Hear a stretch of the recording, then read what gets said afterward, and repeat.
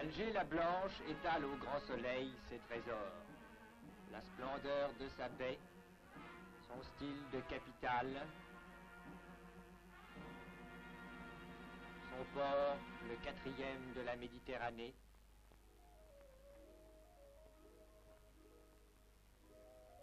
et le pittoresque de sa Casbah.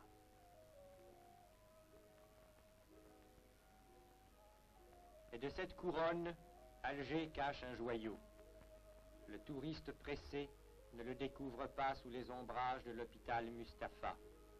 Enfoui sous les palmes et les fleurs, c'est ce petit pavillon blanc. Ici, chaque jour de l'année, des hommes et des femmes d'Alger viennent volontairement faire un acte précis dans l'accomplissement tout simple, mais d'une portée immense, donner un peu de leur sang. Regardez bien ces gens ordinaires. Ce sont de vrais donneurs. Car le sang, 20 francs le gramme au tarif syndical, à Alger on ne le vend pas, on l'offre.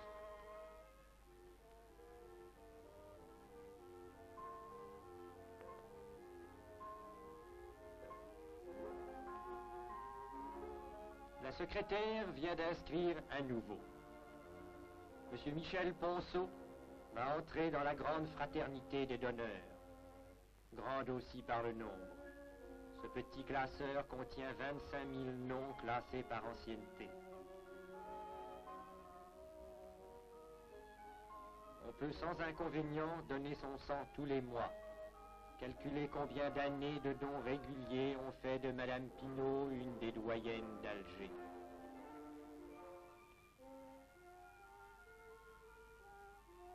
Bien entendu, aucun sang n'est prélevé sans une analyse rigoureuse et l'état général du donneur est régulièrement contrôlé.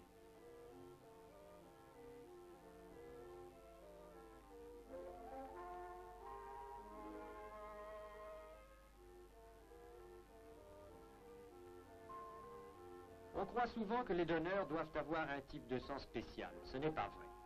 Tous les sangs sont utilisables.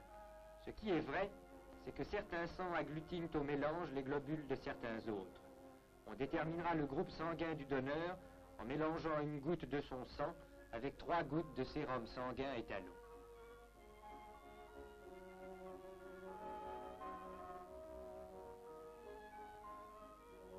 Ici, nous voyons se former les agglutinations avec le 2e et avec le 3e groupe.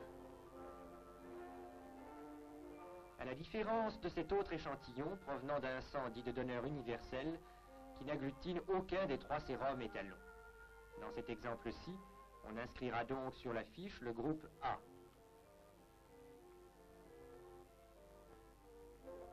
L'instant précis où l'on donne son sang, où il vous quitte, coule, est toujours émouvant.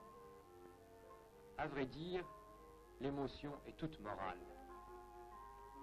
Et pour le bleu, ce sont les préparatifs. Le voile mystérieux de l'infirmière, ou bien encore le petit cérémonial de désinfection, et surtout l'appréhension de la piqûre pourtant vraiment indolore, qui quelquefois, comme on dit, donne un peu de chaud. Malaise purement psychologique, vite dissipé, et qui fait bien rire les habitués. En fait, il n'y a pas dans le prélèvement rationnel du sang plus d'inconvénients, de gêne, de perte de substance que par exemple dans une coupe de cheveux. Pour être conservé, le sang recueilli ne doit pas coaguler. Dans les bouteilles stérilisées, quelques centilitres de citrate de soude empêchent la formation du caillot. Toute la matinée, les donneurs se relaient aux 6 guichets de la rotonde, marqués chacun d'une lettre indiquant le groupe sanguin. Chaque opération dure en moyenne 5 minutes. À chacun, on prélève environ 300 grammes de sang.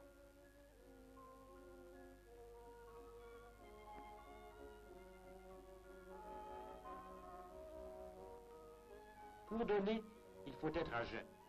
Aussi, de la rotonde, chacun passe avec plaisir au bar tout proche.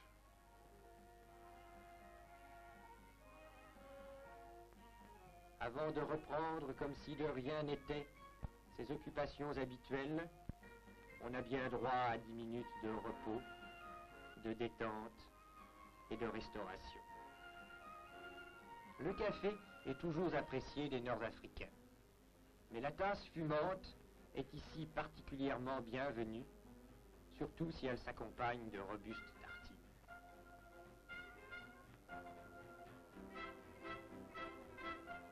Cependant, à la fin de la récolte, on classe les bouteilles en deux catégories.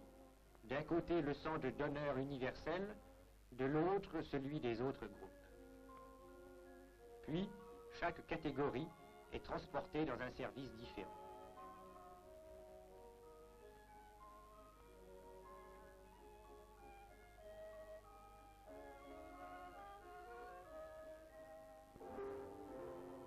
Commençons par le traitement du sang universel, destiné à être utilisé rapidement.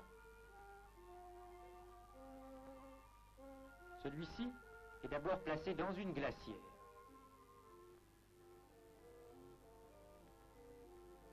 Après 24 heures de repos, le sang a non pas coagulé, mais déposé, c'est-à-dire s'est divisé en sang rouge et sang blanc ou plasma. Comme il doit servir à la transfusion de sang complet, on l'agite avant de le transvaser. Ce transvasement va se faire sans aucun contact avec l'air, au moyen de tubulures aseptiques et d'aiguilles flambées piquées dans la membrane de caoutchouc fermant hermétiquement les bouteilles stériles.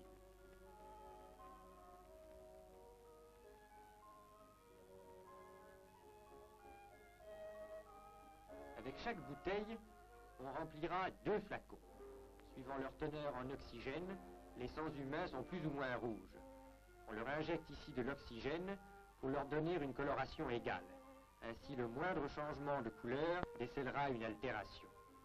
L'étiquette portant le numéro du donneur est reportée sur les nouveaux flacons, de façon à pouvoir toujours contrôler l'origine du sang qu'on emploie.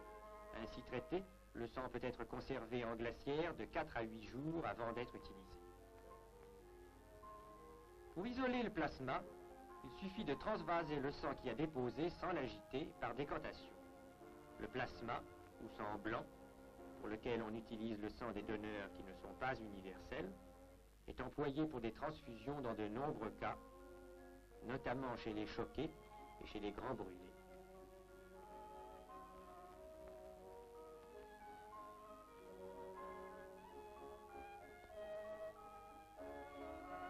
À la différence du sang rouge complet, il peut être stocké à la température ordinaire pendant plusieurs mois.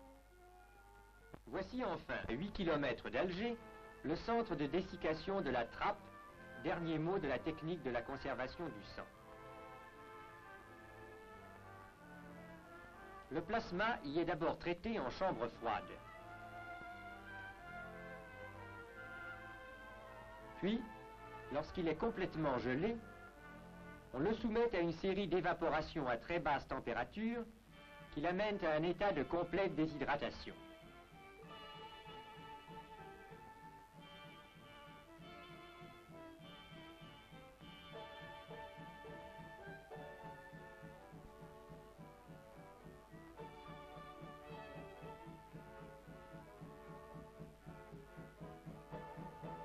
Une fois en poudre, le sang peut être stocké en quantité illimitée.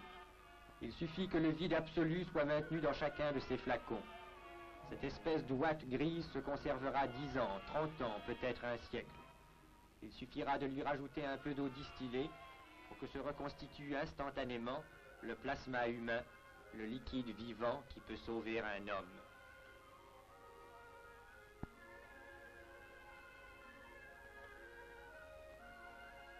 Coup de téléphone d'un hôpital. On demande d'urgence 4 bouteilles de sang frais. De la rapidité de l'envoi dépend une vie humaine.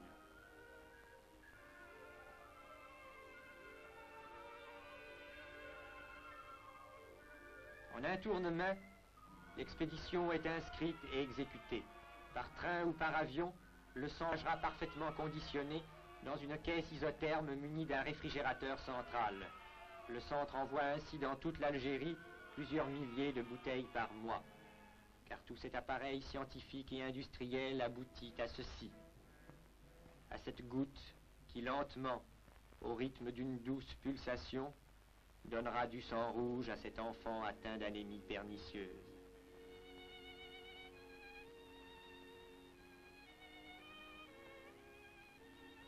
Aujourd'hui, le chirurgien a toujours à sa disposition cette précieuse bouteille.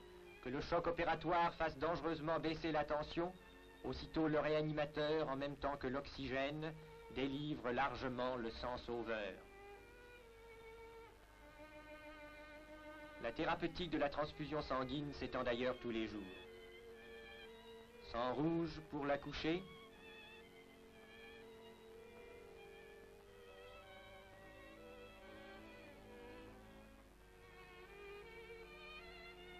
sang blanc pour les grands brûlés. Et enfin, ce miracle, l'exsanguinotransfusion. On change totalement le sang d'un malade, le sang sain pénétrant par un bras, tandis que s'écoule par l'autre le sang malade, 6 litres, 8 litres, ce qui représente 20, 30, 40 donneurs. L'étude scientifique du sang, d'ailleurs, fait constamment de nouveaux progrès.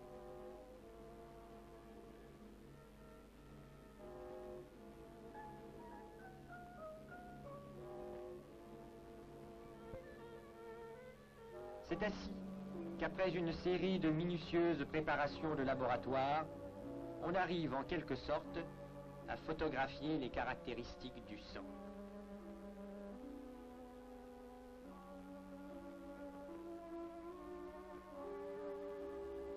Par cette opération, qu'on appelle électrophorèse, on obtient des graphiques qui permettent non seulement d'étudier les sangs frais, mais également de vérifier le comportement du sang stocké. Bien entendu, chaque découverte augmente encore le nombre des cas où la transfusion s'impose. Mais ce sang précieux, on ne peut en multiplier le débit nécessaire et vital comme celui de cette eau bidistillée. Le sang ne se fabrique pas, il se donne. Ce qui fait dire à l'un des grands animateurs de la transfusion: mais comment porter secours à tant d'opérés, à tant d'accidentés, à tant d'accouchés, à tant de grands malades en danger de mort, si vous tous, sans distinction de race, de religion, d'opinion politique, si vous tous, sans distinction de classe, les riches et les pauvres, les ouvriers, les gens du monde, si vous tous, dans un immense élan d'amour et de fraternité sociale, si vous tous, vous ne donnez pas un peu de votre sang, oui, un peu de votre sang, pour sauver une vie humaine. Alger l'a compris. Le 10e de sa population participe au grand œuvre commun. Chaque matin, de simples travailleurs se privent de leur kémia, le casse-croûte algérois, pour aller à jeun à la rotonde. La même mystique anime les étudiants des facultés, porteur de l'insigne des donneurs, et cet officier du port surnommé Monsieur 27 parce que tous les 27 du mois il quitte son bureau pour se rendre à Mustapha. Il l'a fait 54 fois. C'est de cette collaboration volontaire et permanente d'un peuple tout entier que, autant que de la perfection de ses installations, vient la grandeur du centre de transfusion d'Alger.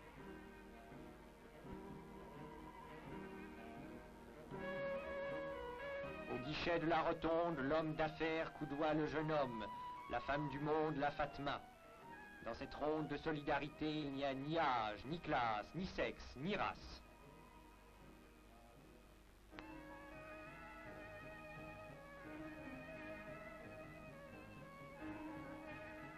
Cet homme tend son bras droit parce qu'il a laissé le gauche près de Naples sur un champ de bataille et qu'il en est revenu grâce à une transfusion.